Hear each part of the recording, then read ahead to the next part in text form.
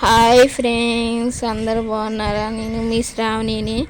ఇంకా ఈ బట్టలన్నీ ఆరేసులకి 7:30కి ఆరేస్తే 8 అయింది. ఇంకా సరేలే అని ఇరికిచ్చి ఆరేసాను. అలా కొట్ల ఆరతీయో లేవు. ఎండ కూడా తక్కువ పూట మంచి వేసుకొని ఉంది. నిన్న ఎండ మసిలి పోయేటట్టు కాసింది. అందుకని బట్టలు ఉతికిందమ్మ. అందుకని ఎడాకొట్ట మొత్తం వేసేసాను, మడతేసి అదే ఆరేసాను. ఇంకా నీళ్ళు పెట్టేశాను.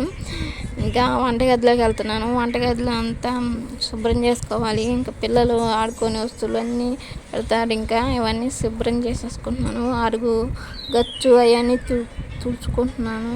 అదే ఊడ్చుకోవడానికి తుడుచుకుంటున్నాను. చెత్త అంతా తీసేస్తున్నాను.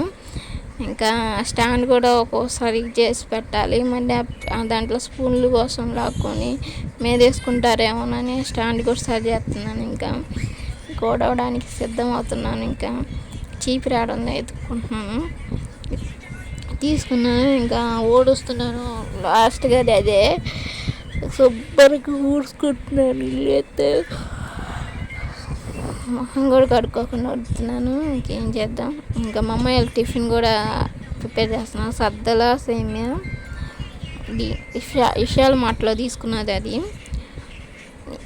నేను వేసేసాను. మళ్ళీ ఈరోజు కూడా అదే వండుతామని ఇంకా బాగా తీసుకుని అదే వండుతున్నాను. మా అమ్మాయిలు ఆకులంలో ఏమి తినరు.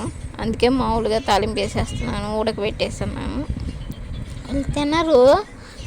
ఇదన్నా తింటారులని ఇంకెలా అన్నా పెడుతున్నాను వీళ్ళకి.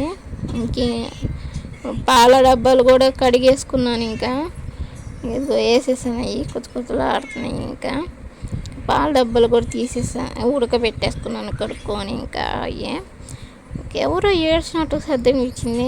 చూస్తే మా పెద్దమ్మాయి నిద్రలో ఏడుతుంది. అంటే ఆకలి అయింది. ఇంక లేచిద్దాము కూడా. ఏమోకి ఎన్ని దీంట్లో పెట్టినా ఎటు మూలకు ఎటు పోయిద్దో కూడా తెలియదేమో. పెద్ద మంచం కదా, రౌండ్లు కొట్టింది అమ్మాయి. ఇంకా ఉడికిపోయింది. ఇంకా ఉడికింది. ఇంకా సేమే టైప్లో అని చెప్పానుగా. ఇంకా డబ్బాలు గిన్నెకి వేసుకున్నాను.